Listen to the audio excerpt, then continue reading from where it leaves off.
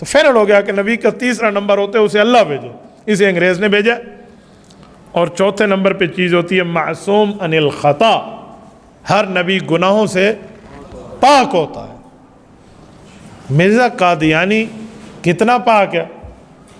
आप मुझे ये नहीं कह सकते कि मैं पर्सनल हो रहा हूँ, मैं ज़ाती ज़िंदगी उसकी बता रहा हूँ। जी नहीं, नबी होता वो है जिसकी पर्सनल लाइफ नहीं है, वो अपनी खलवत की ज़िंदगी भी उम्मत के लिए रहनुमाई के तौर पे रखता है। मेरे पाक नबी ने सबसे पहले जब ऐलान नबुव्वत फरमाया तो फारान की चोटी पे खड़े होकर फरमाया, लक़द लबिस्तु फ़ीकुम उमरा, ए लोगों मैंने तुमने ज़िंदगी गुजारी है, हल वजदतुमूनी सादिक़न अम काज़िबा, बताओ मुझे कैसा पाया। हुज़ूर अलैहिस्सलाम ने अपनी ज़िंदगी को इनके सामने पेश किया था, खुली किताब की तरह। हत्ता के मुखालिफ भी कहने लगे, जर्रबना का गैर मर्रा फमा वजदना फ़ीका इल्ला सिद्क़ा, हमने कई बार आजमाया, आप सच्चे ही सच्चे हैं। तो हुजूर ने अपनी ज़िंदगी को पेश किया। हाँ, कोई आम इंसान हो ना, कोई मौलवी हो, कोई आलिम हो, कोई आम बंदा, उसकी हम पर्सनल लाइफ डिस्कस नहीं करेंगे। आम बंदे की उसकी बात को देखेंगे, उसकी ज़ात को नहीं देखेंगे। लेकिन जब नबी है ना, उसकी बात बाद में है, उसकी ज़ात पहले है। तो मिर्ज़े ने कोई मौलवी, कोई आम स्कूल का उस्ताद, कोई टीचर, कोई प्रोफेसर, कोई ताजर होने का दावा नहीं किया। मिर्ज़े ने तो नबी होने का दावा किया। इसलिए बात का नंबर बाद में आएगा, ज़ात का नंबर पहले आएगा। तो मिर्ज़ा गुनाहों से कितना पाक है, ज़रा इसी की किताबों से इसको देख लिया जाए। और मैं आपके सामने चंद बातें आपकी खिदमत में रख देता हूँ कि मिर्ज़ा कितना झूठ बोलता था। आओ मैं इसका झूठ सुनाने लगा हूँ। मिर्ज़ा कादियानी किताब रूहानी ख़ज़ाइन जल्द नंबर 17 सफ़ा नंबर 371, मिर्ज़ा कहते हैं औलियाए गुज़श्ता ने, यानी गुज़रे दौर के वलियों ने, जमा का लफ्ज़ है वलियों, औलिया प्रूलर है, एक वली की बात नहीं है, इस बात पर कतई मोहर लगा दी है कि मिर्ज़ा मसीह मऊद 15वीं सदी के सर पर पैदा होगा और वो पंजाब में होगा। मिर्ज़ा अपने बारे में कहते हैं कि गुज़श्ता औलियाए कराम ने इस बात पे मोहर लगा दी है कि जो महदी आएगा ना, वो मैं हूँगा, और वो 14वीं सदी के शुरू में आएगा और वो पंजाबी होगा, पंजाब से आएगा।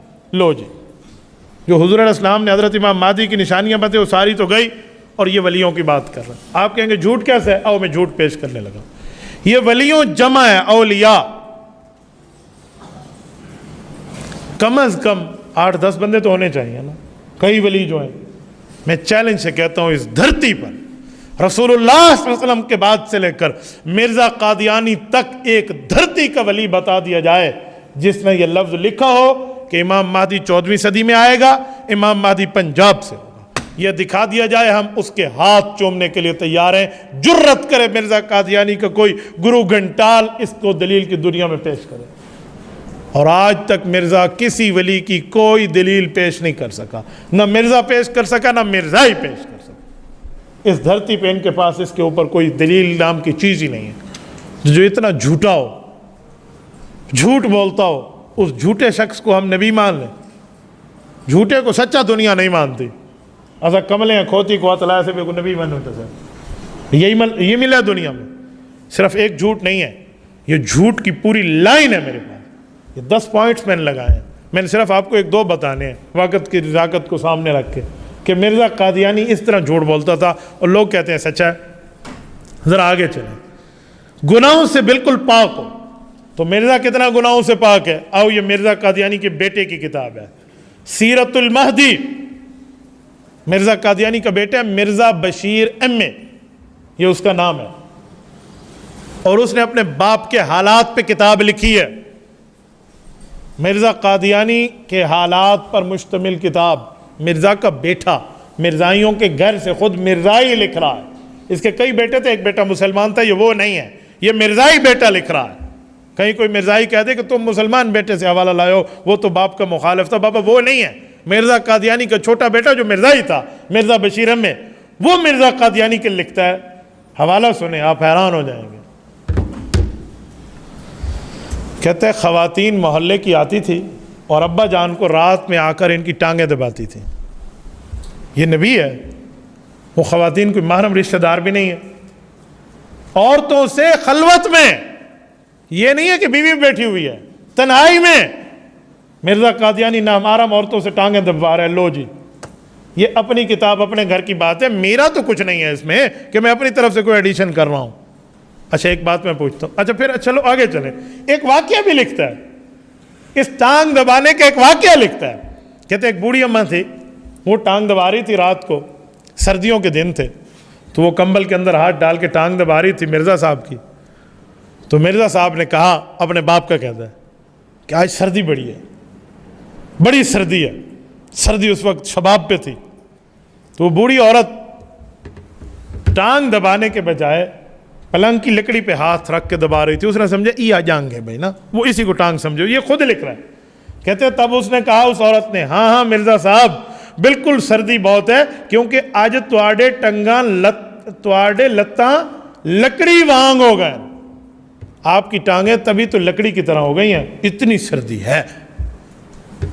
इसने वाकया तो उस बूढ़ी औरत का एक मजाक में लिखा, लेकिन चोर तो मिर्ज़ा कादियानी पकड़ा गया ना, चोरी तो इसकी पकड़ी गई कि इसका हालात ये थे, ये कितना सच्चा था।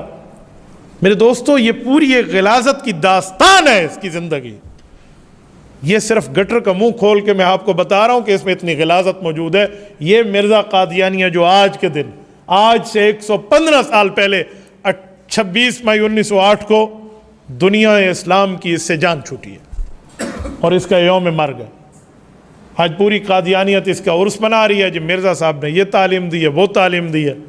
तो मैं आपकी विसातत से और मीडिया की विसातत से दुनिया इस्लाम के तमाम कादियानियों को दावत इस्लाम देते हुए कहूँगा, वक्त उस वक्त तक तौबा का मौजूद होता है जब तक बंदे की सांस यहाँ तक न पहुँच जाए।